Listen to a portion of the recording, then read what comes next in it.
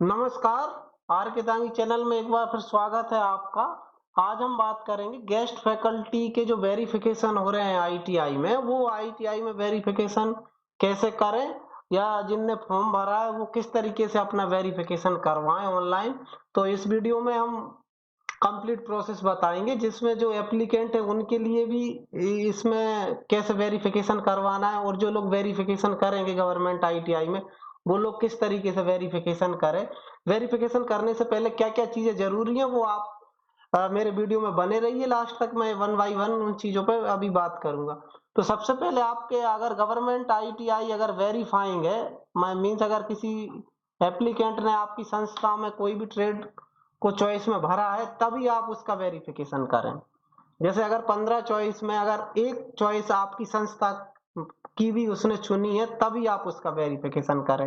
Rule ये है, ये ध्यान रखें। गेस्ट फैकल्टी वेरीफाइंग का वो रोल कैसे असाइन करें। सबसे पहले आपको क्या करना है, जो संस्था एमपी स्किल, जो आप साइट खोलेंगे एमपी स्किल gov.in, इसमें आप अपनी संस्था के लॉगिन से लॉगिन करेंगे। जैसे मेरी संस्था का लॉगिन है B26। संस्था की आईडी से लॉगिन हो जाएगा मेरा। संस्था की आईडी से लॉगिन करते से ये पहला पेज खुलेगा। तो इस पेज पे हमें कुछ भी नहीं करना है, आपको ये 4 स्क्वायर बने हैं। मॉड्यूल मॉड्यूल पे आप क्लिक करेंगे, आप जाएंगे HRMIS में। आप जैसे ही जाते हैं फिर आप कहाँ करेंगे क्लिक, ई सर्विस पे। होम के जस्ट बगल में ई सर्विस बुक पे आप क्लिक करेंगे। सबसे नीचे आप देख पा रहे हैं असाइन रोल। असाइन रोल से ये संस्था की लॉगिन आईडी से असाइन होगा, और यहाँ पर आप ऐड या रिमूव पे क्लिक करेंगे। ऐड या रिमूव पे आप जैसे ही क्लिक करते हैं फिर आपको यहाँ से सिलेक्ट करना है कि इनको आपको क्या बनाना है, गेस्ट फैकल्टी वेरीफाइंग का रोल असाइन करना है।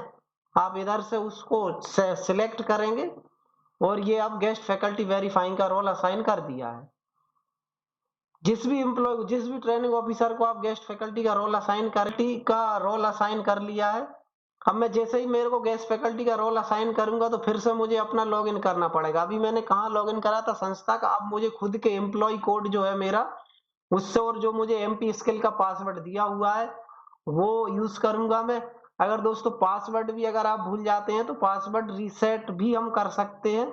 उसका भी यहाँ ई सर्विस बुक से रीसेट यूजर, ये आपका क्रिएट या रीसेट यूजर पर क्लिक करेंगे तो आपका इधर पासवर्ड रीसेट का ऑप्शन आता है। एम्प्लॉय कोड आपको याद है, अगर आपका पासवर्ड भूल गए तो आप पासवर्ड भी रीसेट संस्था की आईडी से रीसेट कर सकते हैं। तो हम आगे बात करें। जैसे मेरे पास एक एप्लीकेंट आया और वो एप्लीकेंट ने मेरी मुझे मतलब ये मेरी बासोदा संस्थान को भी चॉइस फिलिंग में भरा है। तो उसका सबसे पहले मैं प्रिंट आउट देखूंगा। जो प्रिंट आउट वो लेके आया होगा हम देख लेते हैं। इस तरीके से प्रिंट आउट रहेगा। इस प्रिंट आउट में हमें खास चीजों पे क्या चीजें ध्यान देना है आपको ऑनलाइन से पहले दोस्तों। तो सबसे पहले आप ध्यान रखिएगा, जो 10th की मार्कशीट है, 10th में उसकी डेट ऑफ बर्थ बहुत जरूरी है चेक करना। क्या चेक करना बहुत जरूरी है? Date of birth. Date of birth क्यों जरूरी है? जब सेम स्कोर आएगा दो लोगों को तो डेट ऑफ बर्थ के बेसिस पर उसको मेरिट में ऊपर नाम आ जाएगा और उसको संस्था अलॉट हो जाएगी।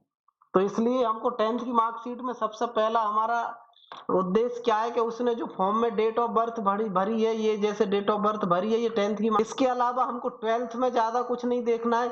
इसके बाद हम आते हैं सेकंड में, आते हैं जो उसका बेस क्वालिफिकेशन है। जैसे सपोज बीसीए किया हुआ है तो बीसीए में हमको ये देखना है, बीसीए में उसका जो परसेंटेज है फॉर्म में उसने जो भरा है वो बहुत अच्छे से समझना है हमको, क्योंकि बेस क्वालिफिकेशन के बेस पे मेरिट बनेगी। तो इसमें आप ये ध्यान रखें कि जिस किसी ने भी अपने परसेंटेज भरे तो 2 डेसिमल पॉइंट तक भरे होने चाहिए।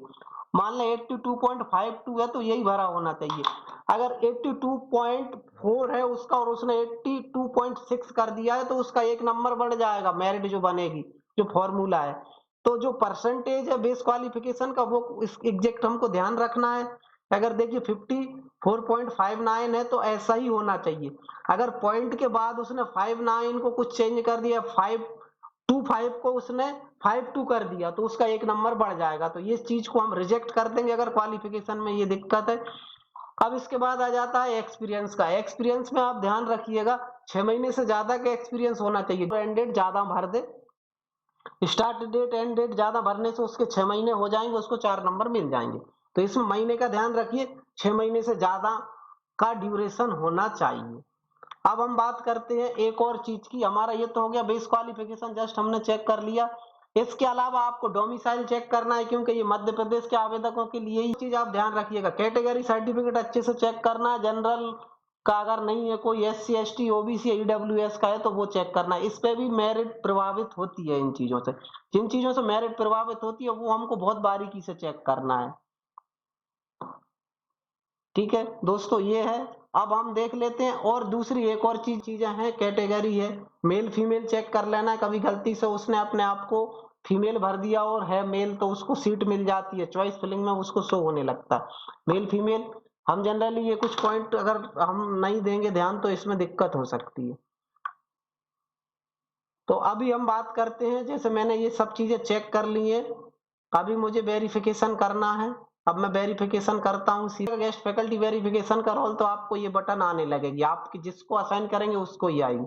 मैं गेस्ट फैकल्टी वेरीफाइंग में जाऊंगा, वेरीफाई गेस्ट फैकल्टी न्यू, और नीचे वो आ जाएगी जितने मैंने वेरीफाई कर दिए हैं, रिजेक्ट कर दिए हैं। इस पर मैंने क्लिक जैसे ही किया इस तरीके से आया, इस पर मैं फिर क्लिक किया।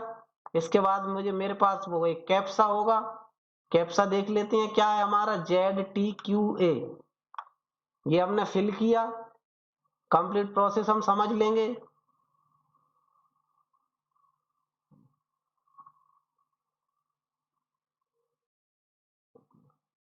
इस तरह मैं जैसे ही वेरिफिकेशन में जाऊंगा, सबसे पहले मुझे क्या क्या चीजें चेक करनी है, उसकी कैटेगरी OBC है मेल फीमेल, ये चीजें हमको एक बार और चेक कर लेनी है कि OBC कैटेगरी का ही है कि नहीं है, डेट ऑफ बर्थ सही है या नहीं है उसकी।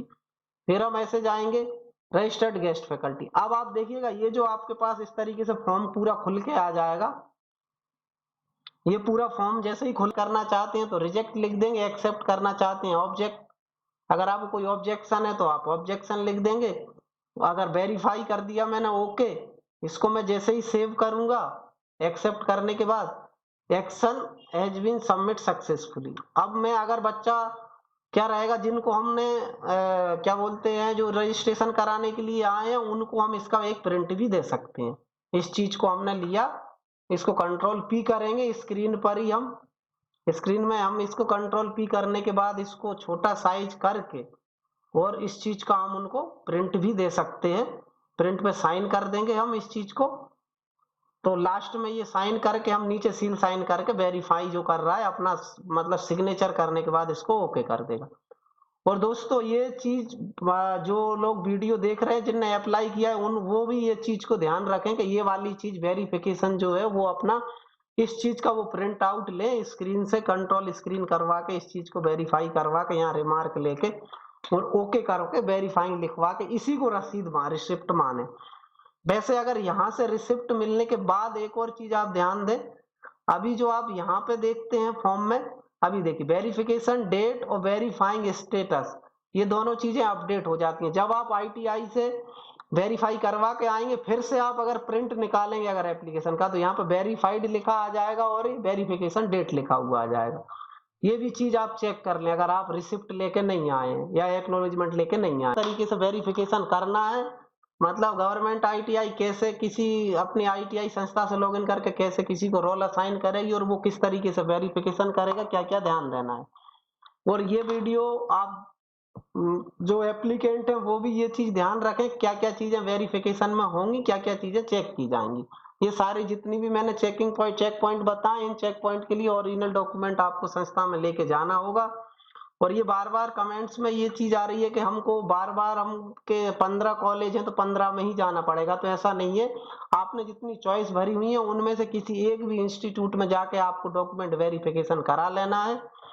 की हुई है सारी, ज्यादा से ज्यादा लोगों को शेयर करें जिससे लोगों की समस्या का समाधान हो।